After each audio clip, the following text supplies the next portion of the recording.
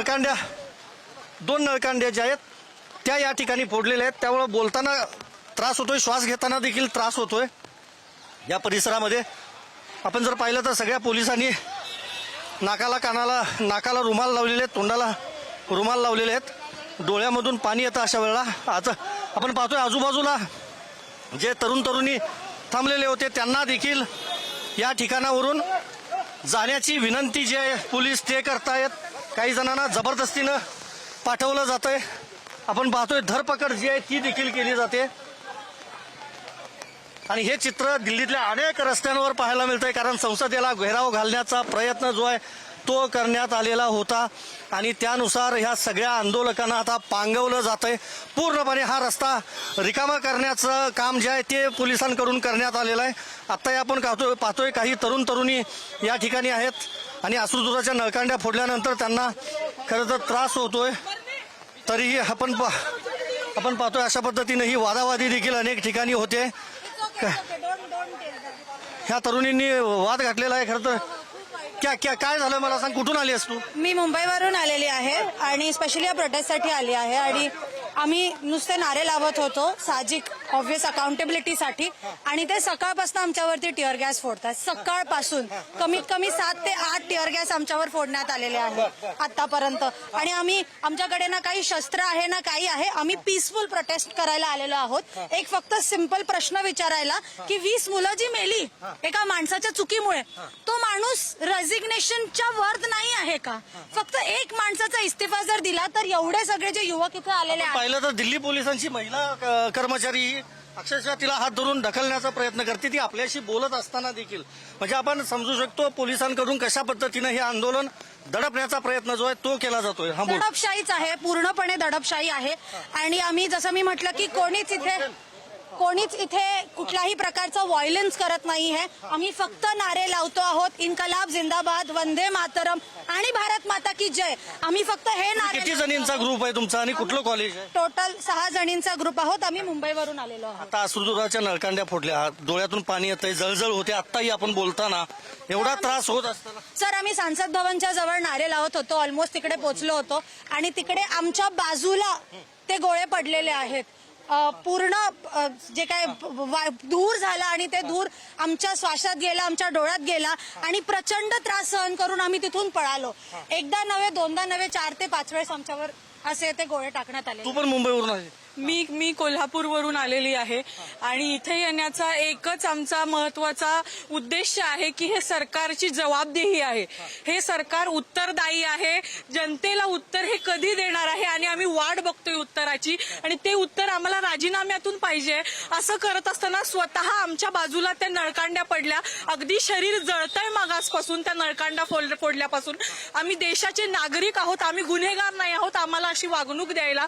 आणि असंच जर हे सरकार दडपशाही करणार असेल तर लवकरच जे काही असेल ह्या सरकारचे दिवस भरलेले आहेत असं मला वाटतं. सरकारचे दिवस भरलेत अशी बोलकी प्रतिक्रिया दिली. आपण जर पाहिलं तर हे शास्त्री भवनचं म्हणजे मुख्य कार्यालय आणि या ठिकाणी देखील काही आंदोलक जे आहेत ते जमलेले आहेत. त्यामुळे त्यांना देखील पांगवण्याचा प्रयत्न जो आहे तो केला जातोय. अक्षरशः हे बॅरिकेड्स आपण जे पाहतोय पडलेले आहेत.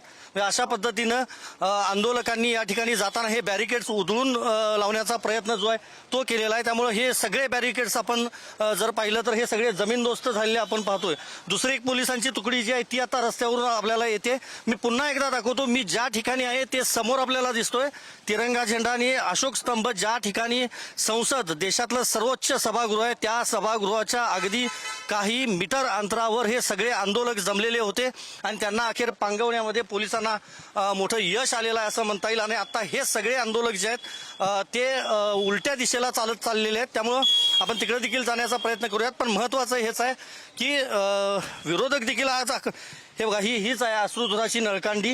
हे कशा पद्धतीनं ही थोडी गरम आहे पण अशा पद्धतीने हीच अश्रुधुराच्या नळकांड्या ज्या आहेत त्या फोडण्यात आलेल्या होत्या. ही जाता जाता खरं तर अश्रुधुराची नळकांडी सापडलेली आणि ही फोडल्यानंतर प्रचंड मोठ्या प्रमाणामध्ये जळजळ होते, डोळ्यामधून पाणी येतं आणि त्वचेवर देखील त्याचा खरं तर परिणाम होतो. आणि अशा पद्धतीनं बऱ्याच दिवसांनंतर हे इतक्या मोठ्या प्रमाणामध्ये दिल्लीत आंदोलन झाल्यामुळं अस्सूदुराच्या नळकांड्या फोडलेल्या आहेत. यापूर्वी आम आदमी पक्षानं आंदोलनं केली आहेत, त्याचबरोबर कम्युनिस्ट पक्षानं देखील अनेक आंदोलनं केली आहेत. पण अशा पद्धतीचं मोठं आंदोलन जंतर मंतरवर झालेलं नव्हतं आणि त्यामुळंच अभिजित दिपके यांनी जरी आता म्हणजे उपोषण मागे घेतलेलं असलं तरी आता पुढे या आंदोलनाची दिशा काय असेल हे बघणं महत्वाचं आहे.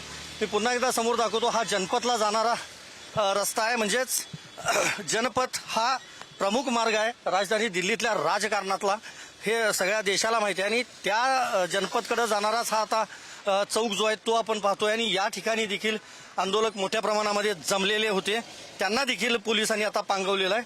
त्यामुळे महत्वाचं हेच आहे की आंदोलन झाल्याचा जो दावा आहे, यशस्वी झाल्याचा जो दावा आहे तो आंदोलकांकडून किंवा कॉक्रोच जनता पार्टीकडून प्रामुख्याने केला जातोय. कारण संसदेकडे जाणारे सगळे रस्ते बंद केलेले होते. मात्र आता त्यातला एक महत्वाचा मार्ग जो आहे दिल्ली प्रेस क्लबच्या समोरचा, तो आता पूर्णपणे खुला झालेला आहे. पुन्हा एकदा दृश्य दाखवतो, पोलिसांची तुकडी या रस्त्यावरून चालत येते. मात्र हा रस्ता जो आहे हा पूर्णपणे ब्लॉक होता, काही वेळापूर्वी आंदोलकांनी ब्लॉक केलेला होता. मात्र तो आता पूर्णपणे खुला झालेला आहे.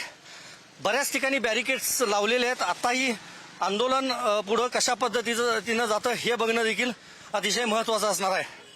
व्हिडिओ जर्नलिस्ट सुरेश सावंतसह मी संदीप राजगोळकर, पुढारी न्यूज, नवी दिल्ली. तर सरकारकडून दडपशाही केली जाते असा आरोप आता काही आंदोलनकर्त्यांनी केलेला आहे. 2 तरुणींशी संवाद साधला आमचे प्रतिनिधींनी.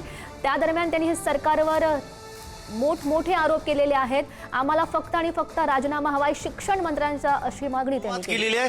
तरी काही ठिकाणी अजूनही आंदोलनकर्ते पाहायला मिळत आहेत. कॉक्रोच जनता पार्टीचे सदस्य तरुणी पाहायला मिळतात. हे चित्र मी दाखवतोय डॉक्टर आंबेडकर इंटरनॅशनल सेंटरच्या समोरचं.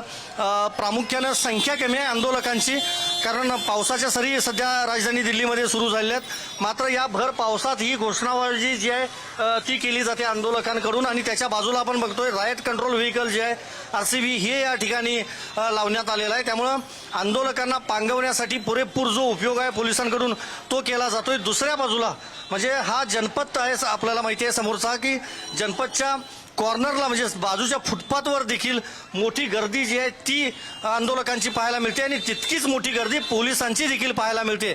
त्यामुळं संसदेकडे जाणारे रस्ते जे बंद झाले होते ते आता हळूहळू खुले करायला पोलिसांनी सुरुवात केली आहे. कारण आंदोलकांनी दावा केलेला होता की आम्ही संसदेला घेराव घातलेला आहे.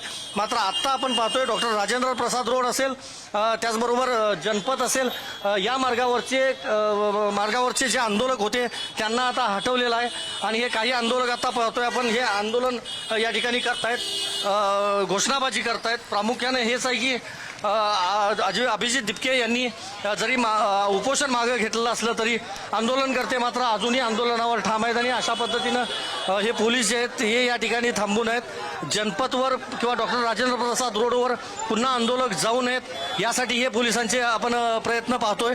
आणि अशा पद्धतीनंच संसदेकडे जाणारे शक्यतो सगळे रस्ते खुले करण्याचा प्रयत्न सुरक्षा रक्षक जे आहेत किंवा सुरक्षा यंत्रणा ज्या आहेत त्यांच्याकडून सुरू आहे. त्यामुळं संसदेचं कामकाज विना अडथळा अखंडितपणे पार पाडावं यासाठी हे सगळे प्रयत्न आहेत. व्हिडिओ जर्नलिस्ट सुरेश सावंतसह मी संदीप राजगोळकर, पुढारी न्यूज, नवी दिल्ली.